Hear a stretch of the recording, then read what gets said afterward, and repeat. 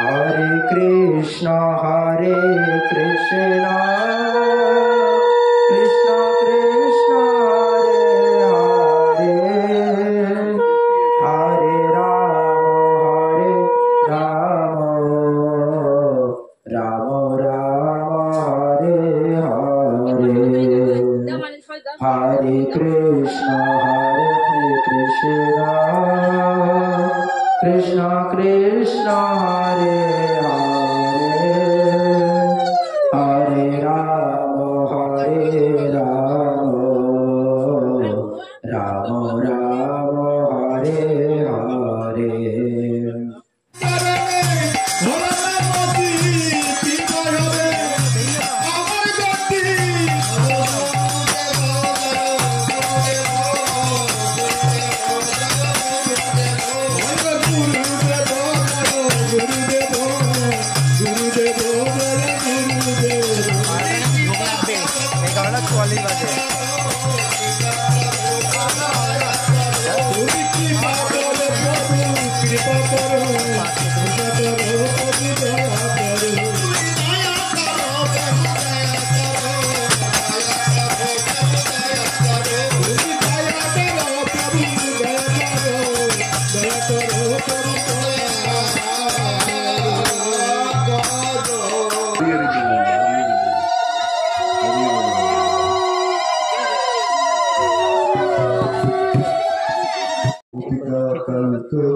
राधा कंठ नमोस्तुते तप्त कांचन गौरांगी राधे वृंदावनेश्वरी वृषभानुसुते देवी प्रणमामि हरिप्रिये वंशाकल्पतरुभ्यश्च कृपा सिन्धुभ्य एव च पतितानं पावनेभ्यः वैष्णवेभ्यो नमो नमः।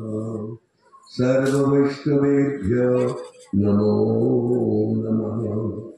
जय श्री कृष्ण चैतन्य प्रभु नित्यानंद श्री अद्वैत गदाधर शिवासादि गौर भक्त वृंद।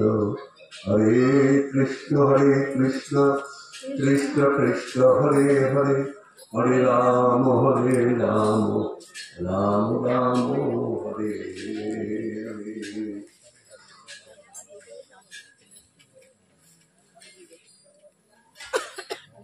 সকল বৈষ্ণব আচার্যগণ ও গুরুবর্গ প্রত্যেকের শ্রীচরণে আমি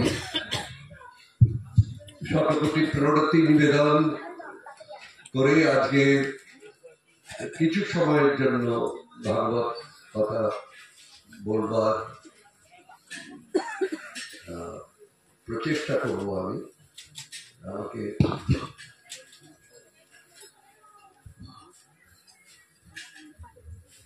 নির্দেশ করা হয়েছে। আজকে এখানে উৎসবটা হচ্ছে 1 মাস ধরে দামোদর ব্রত যে বৈষ্ণবগণ কৃষ্ণের ভক্তগণ গোপালের ভক্তগণ করে থাকেন সারা ভারতবর্ষে, পূর্ব পশ্চিম উত্তর দক্ষিণ সব জায়গায় এই দামোদর ব্রতটি পালন করা হয়।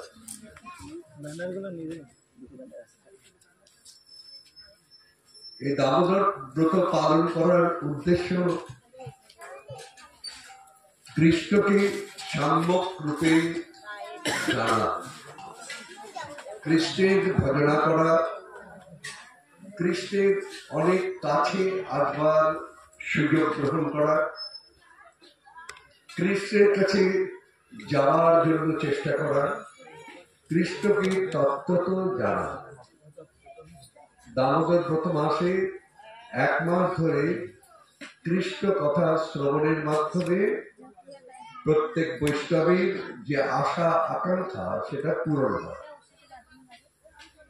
সকলেই কৃষ্ণকে লাভ করতে চায়, দেব দেবীদের পূজা করে, কিন্তু লাভ করতে চায় কৃষ্ণকে। দেব দেবীদের পূজা করা হয় ভজনা করা হয় কৃষ্ণকে, এটাই নিয়ম। কারণ দেব দেবীদের পূজা হচ্ছে প্রবৃত্তি মার্গের পূজা। প্রবৃত্তি মার্গের এই বিধানটা ভগবান স্বয়ং দিয়েছেন, এটা আকাশ থেকে উড়ে আসেনি। এটাও আমাদের বেদের যে দুটো দিক আছে সাধন ভজনের, তারই একটা দিক। জড়জগতে ধরুন মানুষ আছে এখন পৃথিবীতে 820 কোটি মানুষ আছে। প্রত্যেকেই নিবৃত্তি মার্গের সাধন ভজন করে সংসার ধর্ম পালন না করে যে গোলকধামে চলে যাবে, এটা শত চেষ্টা করলেও হবে না। ভগবানই জানেন যে এটা সম্ভব না। কারণ প্রত্যেকটা মানুষ তার কর্ম অনুসারে ভিন্ন ভিন্ন প্রকৃতি লাভ করে। তাদের সকলেই সাত্ত্বিক ধর্ম নিয়ে জন্মগ্রহণ করেছে, সাত্ত্বিক পিতার ঔরসে জন্মগ্রহণ করেছেন, মাতার গর্ভে জন্মগ্রহণ করেছে। কারণ জন্ম দেওয়ার অধিকার প্রত্যেকের আছে, কিন্তু প্রত্যেকে সাত্ত্বিক নয়, প্রত্যেকেই কৃষ্ণ ভক্ত নয়। তাতে কৃষ্ণের কোনো যে কষ্ট হয় তাও ভগবান প্রচেষ্টাই করেছেন আস্তে আস্তে আস্তে তুমি প্রবৃত্তি মার্গে আগে তুমি ভোগ তোমার নিবৃত্তি হোক, তোমাকে আমি ভোগেতে এই সংসার সমুদ্রে তোমাকে আমি পতিত করলাম। এইখানে তুমি তোমার ভোগ বাসনা চরিতার্থ পূর্ণ করো, সুযোগ আছে। যদি তোমার কখনো মনে হয় যে ভোগের দ্বারা তুমি পরম তৃপ্তি লাভ করছো না, শান্তি পাচ্ছ না, তোমার অভীষ্ট পূরণ হচ্ছে না, তাহলে আরেকটা মার্গ আছে। সেই মার্গটাই হচ্ছে ভগবান শ্রীকৃষ্ণের মার্গ, তার ক্ষেত্রে ওটাকে নিবৃত্তি মার্গ। সেই জন্য যারা 4টি আশ্রম পালন করেন তারা বানপ্রস্থের থেকেই শুরু করেন কৃষ্ণের সম্পর্কে জানার, তাকে লাভ করবার প্রয়াস, তপস্যা শুরু করেন। কিন্তু গৃহ আশ্রমে তারা বেশিরভাগ দেব দেবীর পূজা করে থাকেন। এই দেব দেবীর পূজার বিধান ভগবান শ্রীকৃষ্ণ দিয়েছে। কালকে আমি পড়ছিলাম ভাগবত, আমি ভাবলাম যে হয়তো এটা দেওয়া নেই, দিতে চায় না অনেকে বইতে, ভাবি যে তাহলে যদি তারা দেব দেবীর দিকে চলে যায়, সেই জন্য উল্লেখ করা হয়। বেশি পাঠও করা হয় না। দেব দেবীদের পূজা অর্চনা, কাউকে উৎসাহ দেওয়া, এটাও খুব একটা করা হয় না। কিন্তু কালকে আমি গ্রন্থ পড়ছিলাম, তাতে ভাগবতে যেটা আছে সেটাই বর্ণনা করে দেওয়া আছে। যোগমায়া দেবী তিনি হচ্ছেন সমস্ত দেবীদের উৎস।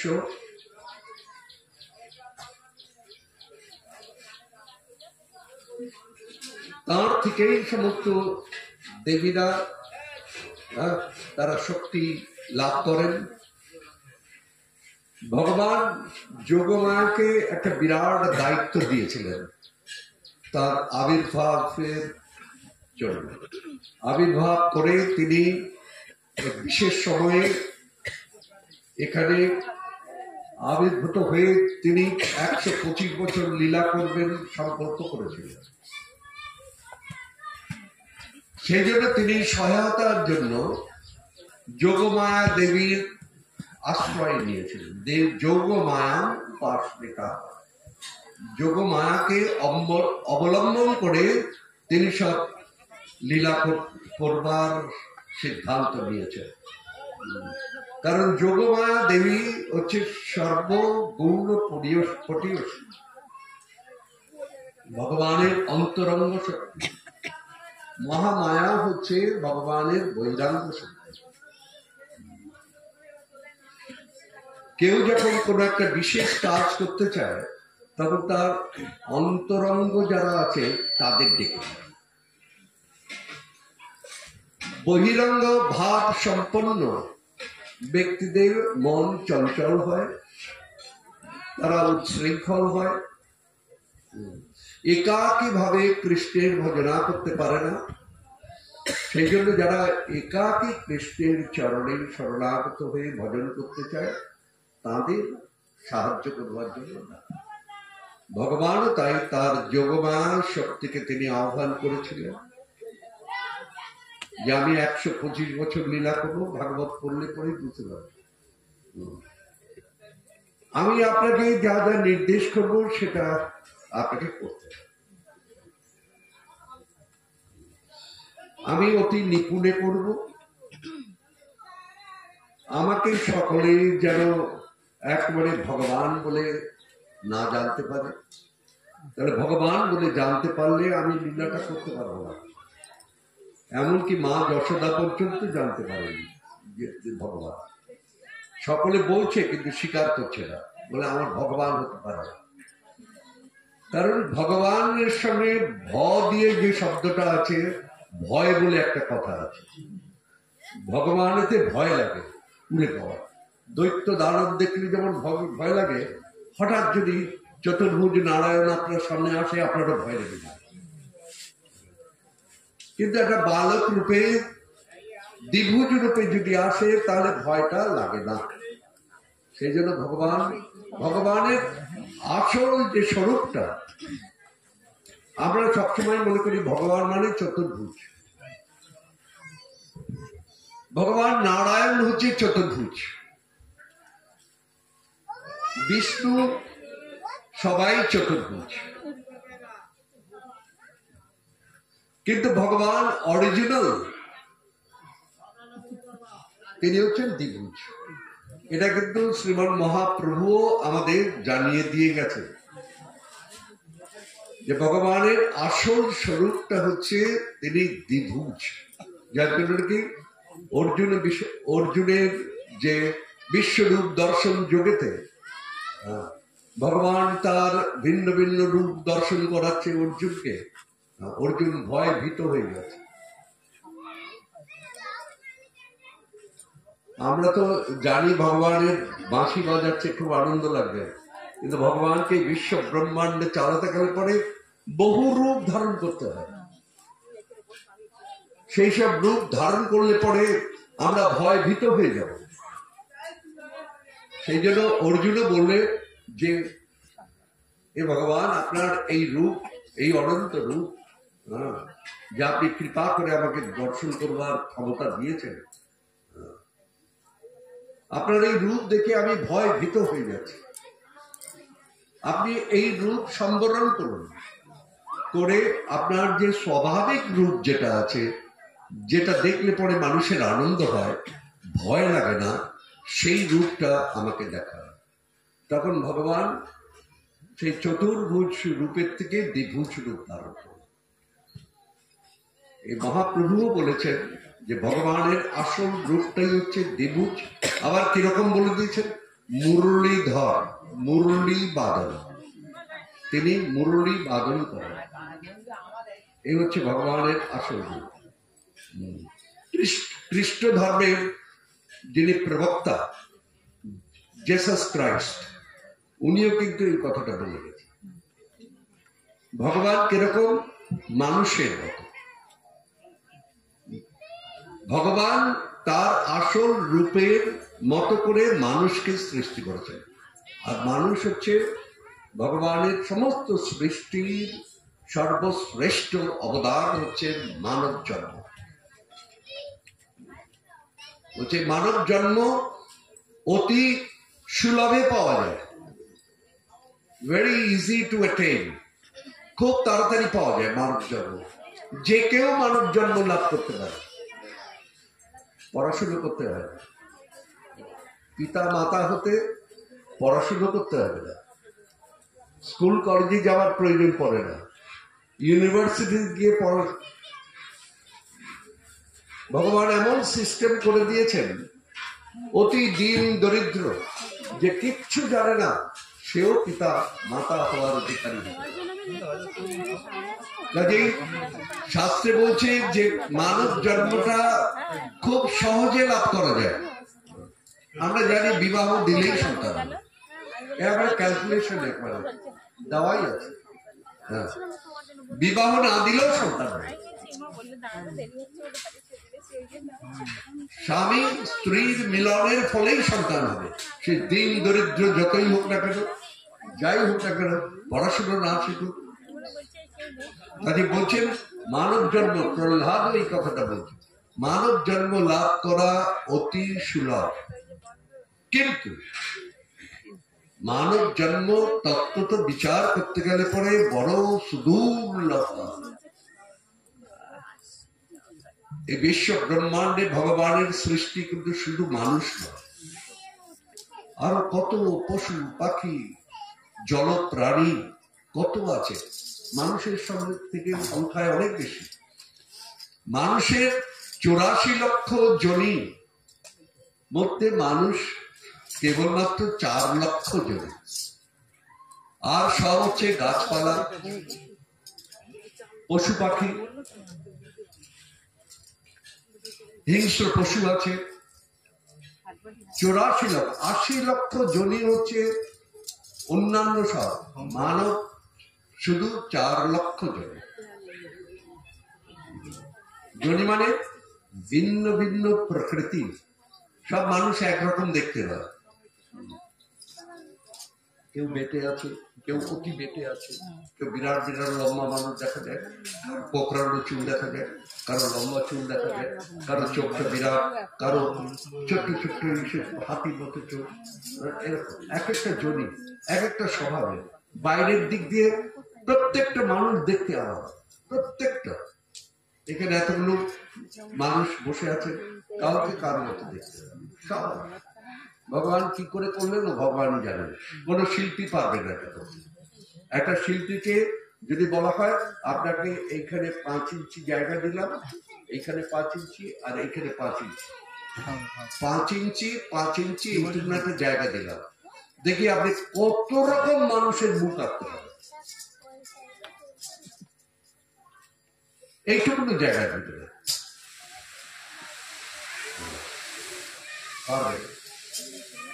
যে যা আঁকবে, যদি চাইনিজ কোন শিল্পীকে দেওয়া হয় চাইনিজের মতো আঁকবে। দেখবেন চাইনিজরা কৃষ্ণকে আঁকে চাইনিজ কৃষ্ণ, জাপানিজরা আঁকবে জাপানিজদের কৃষ্ণের মতো, নেপালিরা আঁকবে নেপালের কৃষ্ণের মতো। কিন্তু ভগবান দেখুন, ভগবান অনন্ত কোটি ব্রহ্মাণ্ডে অনন্ত কোটি জীবকে সৃষ্টি করেছেন, কত রকম বৈচিত্র্যতা ভগবানের সৃষ্টি।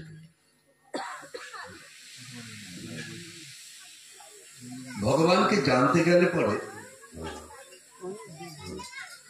শুধু বই পড়ে শাস্ত্র গ্রন্থ পড়ে রিয়েলাইজেশন হয় না। রিয়েলাইজেশন মানে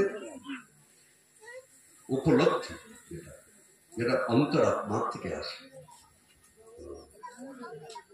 সেটা কিসের থেকে আসে? সেটা ভগবানকে নিয়ে চিন্তা করলে আসে। আপনি কৃষ্ণকে না দেখলেন, মন্দিরে না গেলেন, ভগবানের সৃষ্টিটা দেখে যদি আপনি চিন্তা করেন যে এই গাছটা কি করে সৃষ্টি করলেন, ডাব গাছটার ভিতরে জলটা কি করে এলো, এখান থেকে মাটির ভিতরে তো সুগার নেই, মাটিতে সুগার নেই, তাহলে মিষ্টত্ব এলো কোথা থেকে?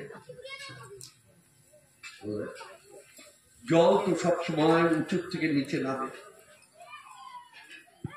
গাছগুলো এইখানে জল দিলে ওর তো কোনো পাম্প নেই, কোনো ইলেকট্রিসিটি নেই যে পাম্প বসিয়ে জলটা নিয়ে ওপরে দিচ্ছে।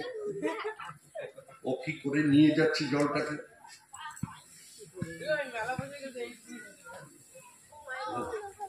যেমন অনেক সময় অনেকে বলেন আপনি এত সমস্যার ভিতরে সংসারটা চালাচ্ছেন কি করে?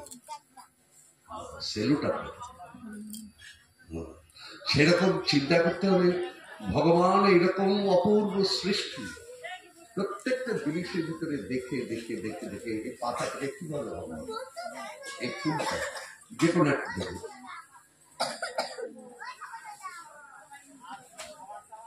এটার ভিতরে আর্ট আছে, শিল্পকলা আছে, কুচ্ছিত দেখতে দাও, সৌন্দর্য আছে, এর একটা ভাব আছে, রূপ আছে, গন্ধ আছে, আবার ইঞ্জিনিয়ারিং আছে।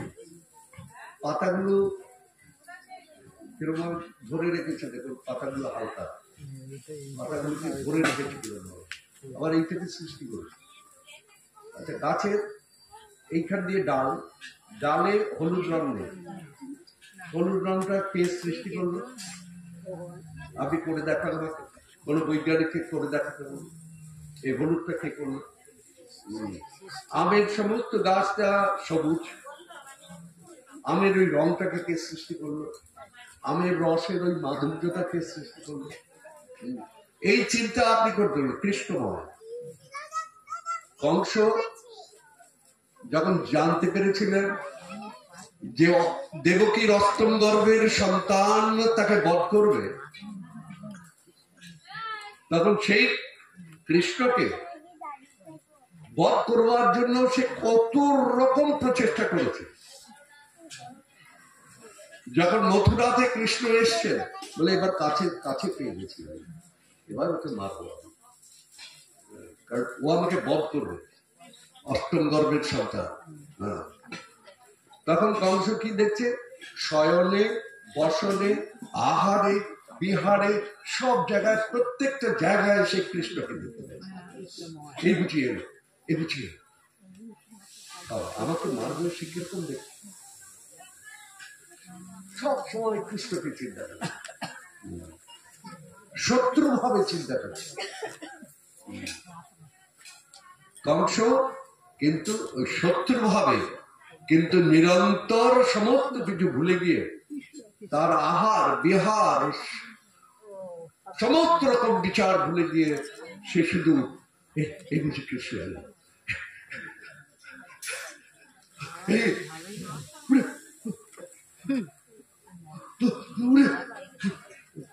বিচার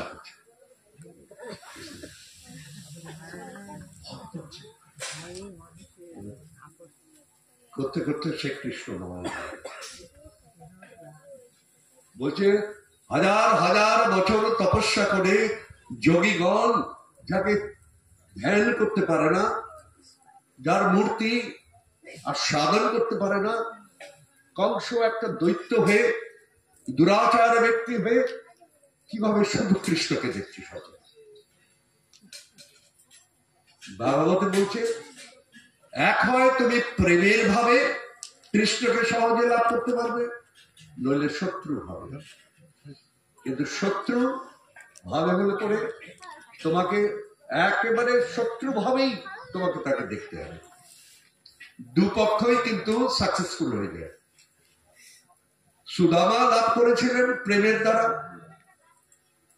আবার হিরণ্যকশিপু লাভ করেছিলেন শত্রুত্বের দ্বারা। গোপীগণ গোপিনীরা লাভ করেছিলেন প্রেমের দ্বারা, আবার দেখা যাচ্ছে অন্য আরেকজন শত্রুর দ্বারা। রাবণ শত্রু রূপে কৃষ্ণ রামচন্দ্রকে পেয়েছিলেন। অর্থাৎ কাজটা হচ্ছে নিরন্তর সংসারীরা কি করে কৃষ্ণের কাছে, এটা একটা বিরাট, বলে বৈষ্ণবেরা এসে সকলকে কৃষ্ণ ভক্ত করে দিচ্ছে, এই রান্না খাওয়া বন্ধ, ওই বন্ধ, সেই বন্ধ, সব এই নিয়ম কারণ মেনে ঢেলে কি আরম্ভ করছে বৈষ্ণবরা, জানি না এর পরিণতি কি হবে। বৈষ্ণবেরা আপনার হারিয়ে যাওয়া কৃষ্ণ প্রেমটাকে সংযোগ করে দিচ্ছে, ইলেকট্রিক তারটাকে কানেকশন করে দিচ্ছে, বাকিটা আপনি করে দিন। আমার কাজ হচ্ছে, বৈষ্ণবদের কাজ হচ্ছে রিকানেকশন, রিকানেক্ট করা, পুনরায় যেটা হারিয়ে গেছে, কানেকশনটা নষ্ট, সেটাকে আবার জুড়ে দেওয়া।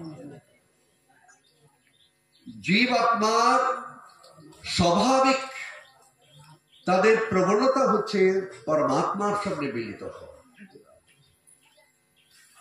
সন্তানকে আপনি বাচ্চাকালে, বড় হলে পরিবর্তন হয়ে যায়, বাচ্চাকালে যেই জায়গায় আপনি রাখেন না কেন, ওর ধ্যান জ্ঞান শুধু মা মা মা। সেই রকমই আমরা জীব আত্মা, আমাকে যতই দেবদেবী দেখান, যতই ঐশ্বর্য দেখান, হ্যাঁ, আমার কিন্তু নজর সেই পরমাত্মা থেকে, এবং এটাই স্বাভাবিক। হয়তো স্বামী বলতে পারে, তুমি কি পাগল হয়ে গেলে নাকি, এত শুধু কৃষ্ণ কৃষ্ণ করো, সব কাজের ভিতরে তুমি কৃষ্ণকে দেখতে পাও।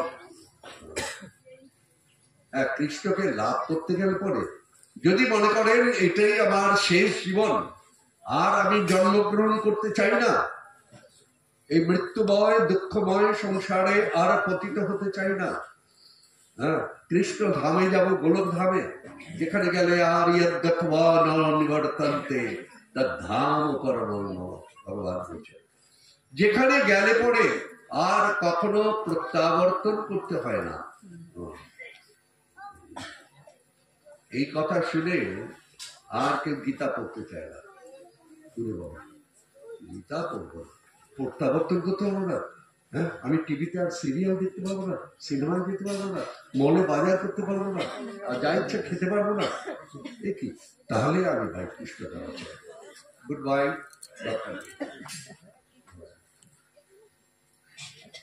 সেই জন্যই আমাদের দুঃখটা। আপনাকে সর্বশ্রেষ্ঠটা কৃষ্ণ উপহার দিচ্ছেন জ্ঞানের মাধ্যমে। এই বিশ্ব সংসার হচ্ছে মায়াময়, দেখতে খুব সুন্দর, সাজানো কোনো জিনিস তো একটু ভালোই লাগে, এটা একটু সাজানো হয়েছে, একটু ভালো লাগে, ভালো লাগে, কিন্তু এই মায়ার সংসারে ভেতরে ঢুকলে দেখা যাবে সব দুঃখময় সংসার। ভগবান বলছেন দুঃখালয়ম অশাশ্বতম, এই জগৎটা হচ্ছে দুঃখের আলয়।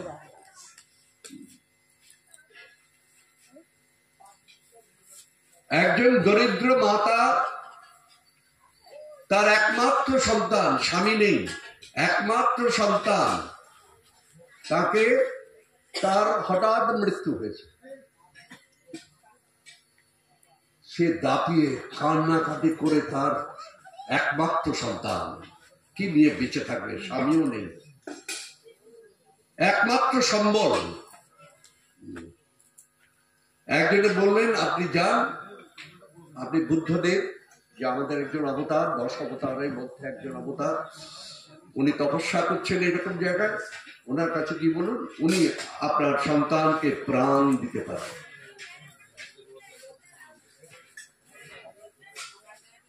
যে প্রাণ দিতে পারে না তাকে কখনো ভগবান বলা হয় না। প্রাণ দিতে অনেকেই পারে, ভাগবতের ভিতরে আমরা অনেক ঋষি মুনি তপস্যারাও প্রাণ দিতে পারে। তো বুদ্ধদেবের কাছে গিয়ে কান্নাকাটি করছেন যে আমার সন্তানের প্রাণ আপনি ফিরিয়ে দিন। বুদ্ধদেব বলছে, মা তুমি যেটা চিন্তা করে এসছো আমি পারি, কিন্তু আমি প্রাণ দিতে পারি, কিন্তু আমার একটা শর্ত আছে, আমার শর্তটা তুমি পূরণ করবে? বলে হ্যাঁ করবো, আমার এই সন্তানের আবার ওকে জীবন্ত দেখার আমি করবো নিশ্চয়ই। তাহলে তুমি এক কাজ করো, আমি তোমাকে ঐশ্বরিক ক্ষমতা দিচ্ছি, তুমি সূক্ষ্ম আকারে এই বিশ্ব ব্রহ্মাণ্ডে সব জায়গায় ভ্রমণ করতে পারবে, যে কোনো বাড়ির অন্দরমহলে তুমি প্রবেশ করতে পারবে। তোমাকে আমি 6 মাস সময় দিলাম, তুমি দেখে এসে এই বিশ্ব ব্রহ্মাণ্ড, শুধু একটা দুটো বাড়ি নয়, এই বিশ্ব ব্রহ্মাণ্ড ঘুরে যদি তুমি একটা সুখী লোক আমার কাছে নিয়ে আসতে পারো, আমি ওর প্রাণ দিয়ে দেব। কত বড় একটা চ্যালেঞ্জ চিন্তা করবে, কিন্তু সে পারেনি। ওই বৃদ্ধা মা পারেনি। এই জগতে একটা সুখী নেই। দূর থেকে দেখাচ্ছে বাড়িটা সুন্দর, এশিয়ান পেইন্ট দিয়ে রং করা, ভালো সুন্দর, অ্যালুমিনিয়াম দরজা লাগিয়েছে, জানলা লাগিয়েছে, বিরাট খরচা করে বাড়ি বানিয়েছে। দেখা হচ্ছে বলছে এ বাড়ির সুখ নেই কেন? এ বাড়িতে নিশ্চয়ই সুখ আছে। এত সুন্দর বাড়ি, বাড়ির ভিতরে ঢুকেছে, গিয়ে খুঁজছে ছেলে কোথায়, বাবা কোথায়, মা কোথায়। দেখছে ও এক ঘরে, ও এক ঘরে। খাওয়ার সময় দেখছে কেউ একসঙ্গে নেই, কোনো না কোনো কারণে তারা বিভাজিত। বাবার কাছে গিয়ে শুনলাম কি দুঃখ, ছেলের বউ সম্পর্কে অনেক অনুযোগ করছে, ছেলের সম্পর্কে করছে। দেখছে যে এদের সুখ নেই, আবার যাই আর একটা বাড়িতে যাই। এরকম হাজার হাজার বাড়ি ঘুরতে ঘুরতে ঘুরতে ঘুরতে ক্লান্ত হয়ে গেছে, কিন্তু একটা সুখী লোক নিয়ে আসতে পারে। শুধু দূর থেকে মনে হচ্ছে ও আমার থেকে সুখী। সেই জন্য বলা হয় নদীর এপার কহে ছাড়িয়া নিঃশ্বাস, ওপারেতে সর্বসুখ আমার বিশ্বাস। যারা গৃহী, যারা তারা সন্ন্যাসী হওয়ার জন্য সন্ন্যাসী ঠিক আছে, কত সম্মান, আমি সন্ন্যাসী হব। ভগবান যে যার ইচ্ছা পূরণ করেন, সন্ন্যাসী করলেন। তারপরে সেখানে জ্বালা আরম্ভ হয়ে গেল। বাড়িতে 9টা অব্দি ঘুমোচ্ছিল, মা তাও আদর করে বলছিল যে না না খোকা আরেকটু শুয়ে থাক, অনেক রাত্রে জেগে আসছি তো, এইখানে আমার 3টের সময় উঠতে হবে। এপারে যখন ছিল তখন মনে হলো ওপারে খুব সুখ, গেরুয়া বসন করেছে, কত সুখী এরা। কিন্তু ওপারে যখন তুমি যাবে, ওদের তত্ত্ব কথা যখন জানতে পারবে, বাবা এর থেকে আমি ওইখানে সুখী ছিলাম। এই জগতে কেউ নেই সুখী। এটাই ভগবান শ্রীকৃষ্ণ খুব শর্ট করে বলেছেন। এই জগৎটার স্বরূপটা কিরকম, দুঃখালয়ম অশাশ্বতম, দুঃখের আলয়। এটা সুখের আলয় না। সুখের আলয় এমনকি এই পৃথিবীর লোক থেকে যদি অন্য লোকে আমরা যাই, সেও সুখের আলয় না। এমনকি স্বর্গেও নয়। যেখানে ত্রিগুণাত্মিক মায়ার প্রভাব থাকে, তারা কখনো সুখী হতে পারে না। কারণ ত্রিগুণাত্মিক মায়ার প্রভাবে তাদের অহংকার অভিমান থেকে যায়। গীতার ভিতরে ভগবান বলছেন যে শুধু মানুষ নয়, পৃথিবীর মানুষ নয়, এখান থেকে আরম্ভ করে স্বর্গলোক পর্যন্ত সকলেই ত্রিগুণাত্মিক মায়ার প্রভাবে প্রভাবিত। এদের মান অভিমান আছে, কাজেই সুখ কারণ। ব্রহ্মদেব সুখ পায়নি, আর ইন্দ্র তো একেবারেই পায়নি। ইন্দ্র অপরাধ করে শ্রী গুরুদেবের প্রতি, বৈষ্ণবের উপরে অপরাধ করে, তিনবার অপরাধ করে তিনি তার ইন্দ্রত্ব হারিয়েছিলেন। পাপ তাকে তাড়া করেছিল। তাহলে ইন্দ্রের কি সুখ আছে? ভগবানকে পরীক্ষা করার জন্য আপনার বর্ষণ করে দিল। ভগবানকে পরীক্ষা করবে, কত বড় সাহস চিন্তা করবে। কেন না তার পুজো বন্ধ করে দিয়েছে। দেখুন কত বড় অভিমান, ইন্দ্রের কত বড় অভিমান। আমার পুজো করছিলে তোমরা, এই নবযুদ্ধ গুলো আমি সব পেতাম, এখানে পূজা বন্ধ করে দিলে। কৃষ্ণ বলছে ইন্দ্রের পূজা করতে হবে না। মায়েরা বলছে যে বাবা তুমি তো বাচ্চা, তুমি তো কিছু জানো না।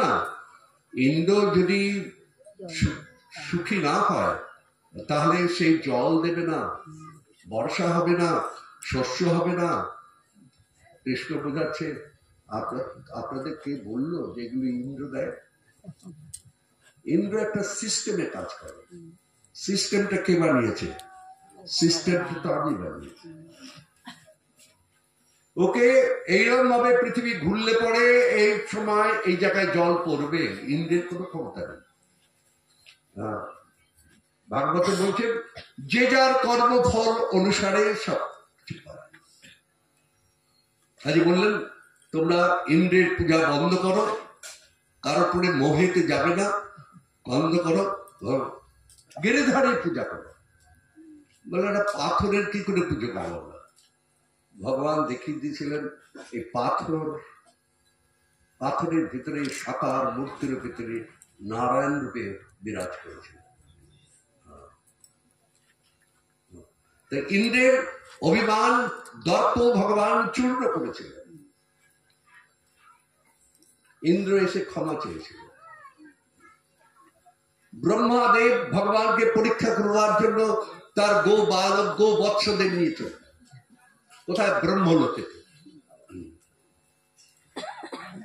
আমাকে যিনি সৃষ্টি করেছেন সেই রকম হয়? ভগবান দেখলেন হঠাৎ ঘুরতে ঘুরতে ঘুরতে, ওনারা তো বিচরণ করেন, ঘুরতে ঘুরতে দেখেন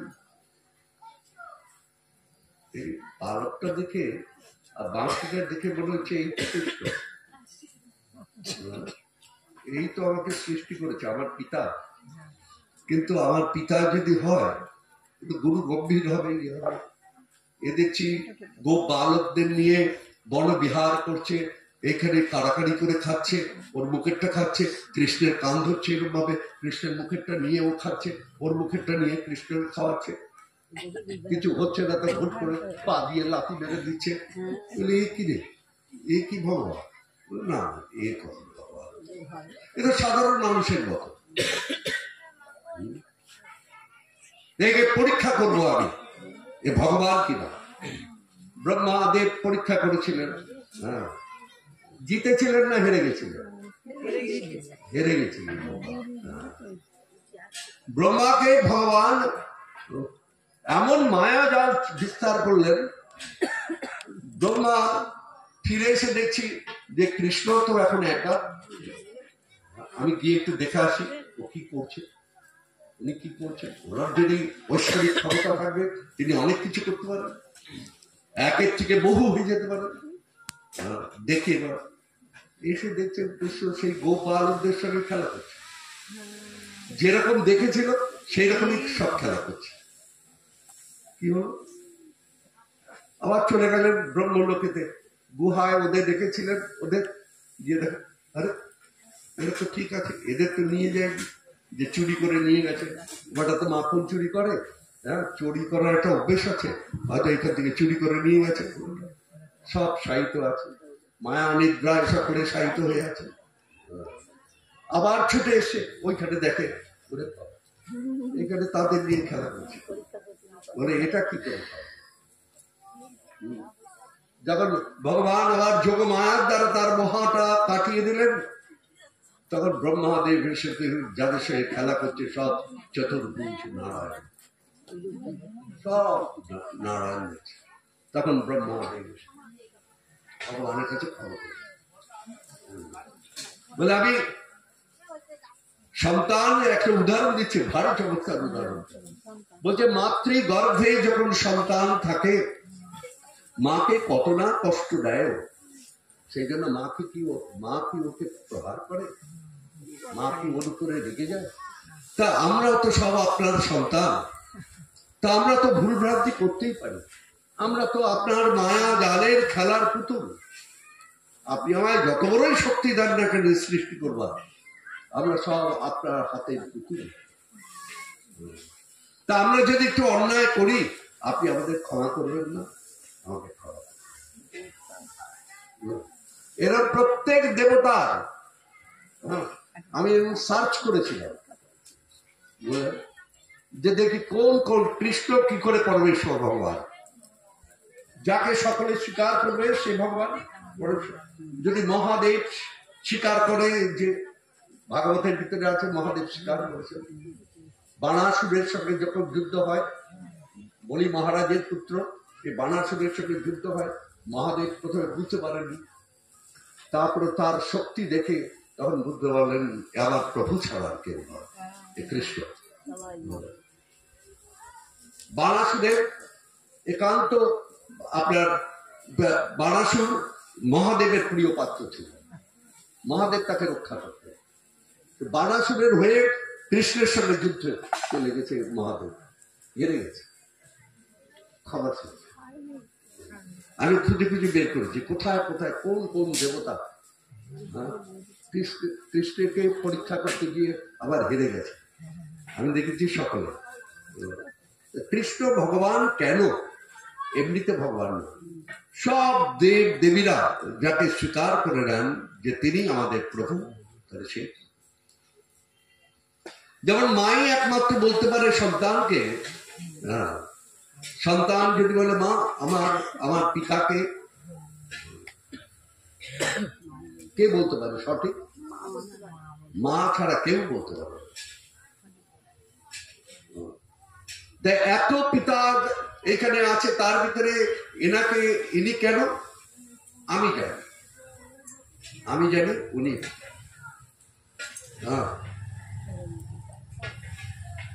ওনার ঔরসেই আমার গর্ভেতে সন্তান এসছে, আমি জানি ওই তোমার পিতা। তা কে পরিচয় করিয়ে দেয়? কে পরিচয় করিয়ে দেবে? মা পরিচয় করিয়ে দেয় পিতার সঙ্গে। সেরকম ব্রহ্মাদেব বলুন, বরুণ বলুন, ইন্দ্র বলুন, যে কোনো দেব দেবী কাকে প্রভু বলে মেনে নেয়? পরমেশ্বর ভগবান কৃষ্ণকে। আপনি ভাগবত খুলে দেখবেন যে প্রত্যেকে কোনো না কোনো কারণে কৃষ্ণের শরণাপন্ন হয়ে তাকে প্রণাম জানাচ্ছে, প্রভু বলে স্বীকার করছে। কৃষ্ণ যাকে সমস্ত দেব দেবতারা মান্যতা দেয়, শ্রদ্ধা করেন, ভক্তি করেন, পূজা করেন, তার নির্দেশে চলেন। অজামিল লীলার ভিতরে রয়েছে কি, যে যমদূত যারা, তাদের একটা ভুল ধারণা ছিল যমরাজ হচ্ছে এই বিশ্ব ব্রহ্মাণ্ডের কর্তা, কারণ তিনি দণ্ডদাতা। এই দণ্ড দেবার কারো অধিকার নেই, যমরাজের আছে। যমদূতরা তাকে কি করে মানতেন যে ইনি প্রভু সকল। কিন্তু যমদূতের কাছে, যমদূতরা যমরাজের কাছে গিয়ে যখন বললেন গিয়ে যে উনি এত বড় অপরাধী অজামিল, কিন্তু তাকে আমরা নিয়ে আসতে পারলাম না। কেন? কি কারণ? না, বিষ্ণু দূতরা চলে এসেছিলেন। যখনই যেই মাত্র তার সন্তানের নাম নারায়ণ বলে চিৎকার করেছে, অমনি বিষ্ণু দূতরা চলে এসছে। যেই বিষ্ণু দূতরা চলে আসছে, এগুলো আপনার পড়বেন, এত ইন্টারেস্টিং এই গল্পগুলো, আপনি অনেক কিছু জানতে পারবেন, আপনার অনুভূতি আসবে, ঈশ্বরের যে অনুভূতিটা আপনার আসবে। যে যমরাজ কি বলছে, যমরাজকে যমদূতরা বলছে ইনি একটা ঘোর অপরাধী। নিজের সতী সাধ্বী স্ত্রী থাকতে গিয়ে ব্রাহ্মণের সন্তান হয়ে যজ্ঞাদি ক্রিয়া করেও ইনি এক উল্টা নারীর সংস্পর্শে এসে 10টি সন্তানের জন্ম দিয়েছে।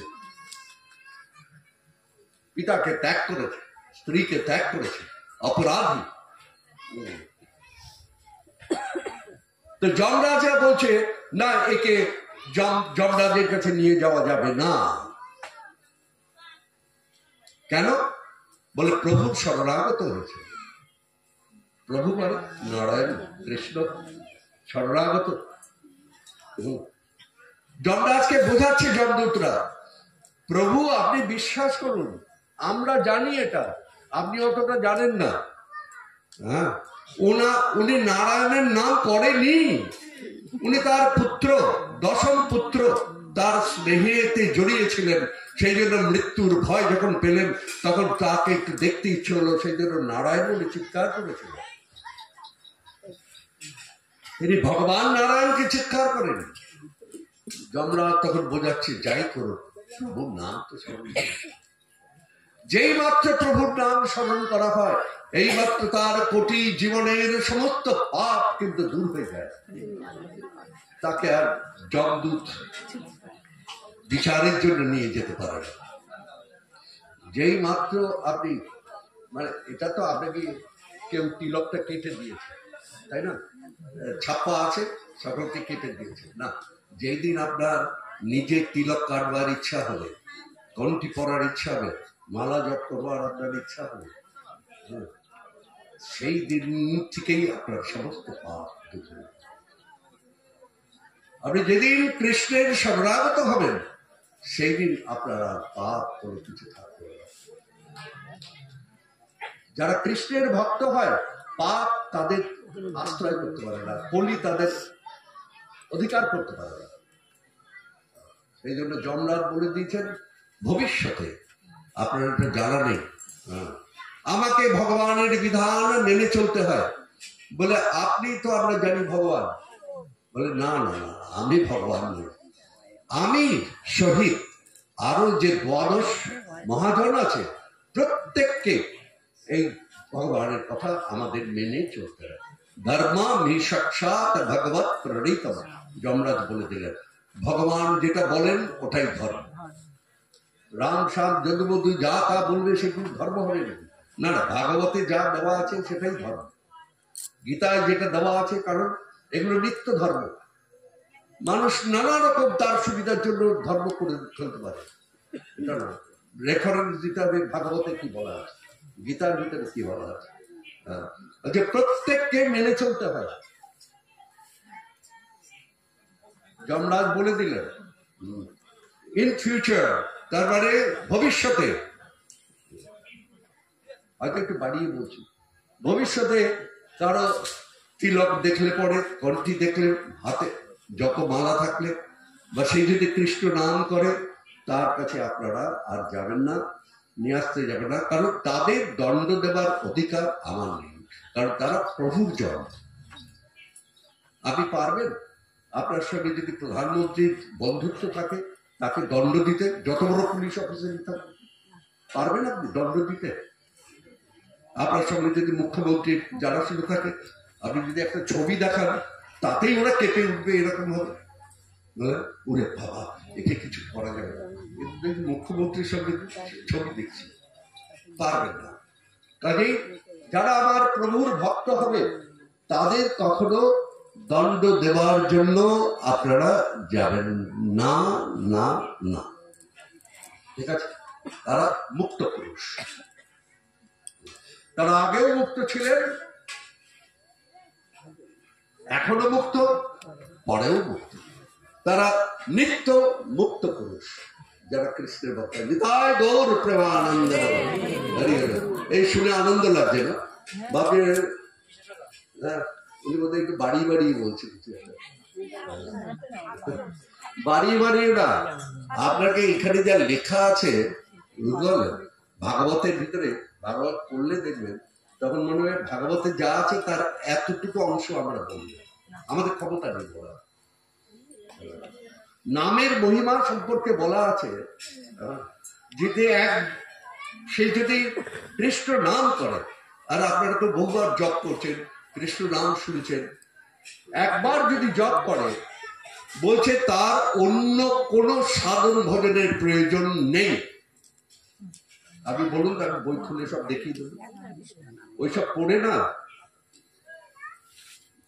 গায়ের লোম কাটা দিয়ে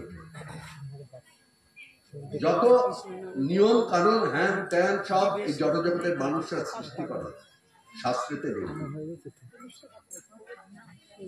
শাস্ত্র যদি আমরা মানি, এবার কর্মকর্তাদের যারা একটা অর্গানাইজেশন কর্মকর্তা বলবে শাস্ত্র মেনে তো চলবে না, আমরা যেটা বলবো সেটা করতে হবে। মানুষ তার নিজের সুবিধা মতো সমস্ত নিয়ম কানুন করে নেয়, কিন্তু দেখা যাবে ওগুলো মানে ভাগবত যদি আমরা বিশ্বাস করি, গীতা যদি আমরা বিশ্বাস করি, দেখা যাবে অনেক সহজে আমরা কৃষ্ণের শরণাগত হয়ে যেতে পারি। আমাদের যদি নেগেটিভ নাকারাত্মক জিনিসগুলো না ঢোকানো হয়, স্বাভাবিকভাবে আমরা কৃষ্ণের ভক্ত হয়ে যাব। এই গৃহের ভিতরে থেকে অটোমেটিক্যালি আমরা হয়ে যাব। সেই জায়গায় যদি বলা হয় এটা করুন, এটা করুন, এটা করুন, নিয়মে বেঁধে দেয়, নিয়মে বেঁধে দেয়। এদিকে মহাপ্রভু বলে গেলেন, মহাপ্রভুর আমলে কি কথা ছিল? বাথরুমে যাও, যেখানে যাও, নাম করো, সোজা করে দিলেন। বলে নাম কখনো অপবিত্র হতে পারে না। তাহলে ওটা নাম কি করে হলো? ভগবানের নাম আবার অপবিত্র হলো? বিষ্ঠার ভিতরে যে পোকাগুলো আছে তারাও তো কৃষ্ণ নাম শুনছে, তারাও তো উদ্ধার হচ্ছে। নাম কখনো অপবিত্র হতে পারে না। নামকে কখনো কেউ আপনার নামাতে পারবে না। নামের শক্তিতে নাম চলবে। ওষুধ যেমন তেতো হোক আর যাই হোক, ওষুধ তার ক্রিয়া করবে, নাম তার ক্রিয়া করবে। একবার একটা মন্দিরে আমি গেছিলাম, এক ভদ্রলোক ছিলেন, রেলওয়েতে কাজ করে। তিনি নামের পাগল, নাম শুনলে তার চোখ দিয়ে জল এসে যায়। মহা পাগলের পাল্লায় পড়েছিলেন, ওকে আমাদের মন্দিরে নিয়ে গেছি। মন্দিরে নেওয়ার পরে ওনা ওই সন্ধ্যাবেলা আরতি দেখে ওর চোখ দিয়ে জল পড়ছে। হঠাৎ করে একজন প্রভু এসে বললেন, প্রভুজি আপনি বেরিয়ে যান। একেবারে এইরকম ভাবে বেরিয়ে যান, এটা ন্যাকামো করার জায়গা, এটা অ্যাক্টিং করার জায়গা পান না, যান বেরিয়ে যান। ছেলেটা এমন দুঃখ পেল, ওর কিন্তু ওটা ন্যাচারাল, নামের পাগল, নাম শুনলে ওর চোখ দিয়ে জল। ওই ছেলেটা আর কোনোদিনও মন্দিরে গেল।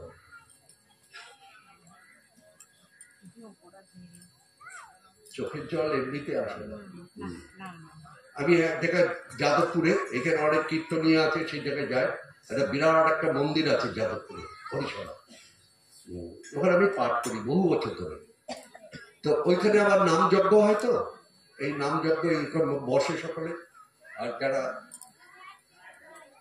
শ্রোতা যারা তারা চারপাশে বসে থাকে। আমি ওই রকম একটা জায়গায় বসে আছি। ওরা আছে যারা নাম করে, তারা এসে তো আলিঙ্গন করে, প্রেমালিঙ্গন করে। আমি ওখানে বসে কিছু জব করছিলাম বিকেলবেলা।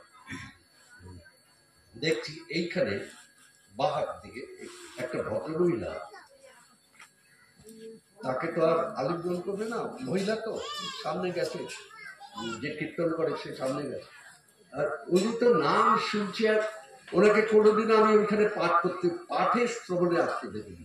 এক একজন পাঠের পাগল হয়, এক একজন নামের পাগল হয়। ওনাকে দেখলাম নামের পাগল, চোখ দিয়ে আর কারো করছে না, ওরা করছে। আমি ওইখানে বসে বসে এটাই চিন্তা করছি, হে কৃষ্ণ, হে মাধব, তোমার নামের এত মহিমা যে একজনের ভিতর থেকে এরকম ভাবে চোখ বর্ষণ হয়, এটা কি করে সম্ভব? তোমার নামের কি মহিমা হয়? কি আছে, কি দুঃখ পেয়েছে জোর চোখ দিয়ে জল আসবে? এটা আনন্দের অশ্রু একটা। ভগবানের নাম শুনলে পরে তার কি হয়? ভগবানের দিব্য লীলাগুলো চোখের সামনে, সেই সমস্ত লীলা কোনো মানুষের দ্বারা করা সম্ভব নয়, কোন দানবের দ্বারা করা সম্ভব নয়। একমাত্র পরমেশ্বর ভগবানই তিনি এই লীলা করতে পারেন, দিব্য লীলা। ভগবানের ক্ষমতা, সেই চিন্তা করে করে চোখ দিয়ে জল এসে যায়। নিতাই গৌর প্রেমানন্দ বল, হরি হরি বল। এদের সময় হয়ে গেছে।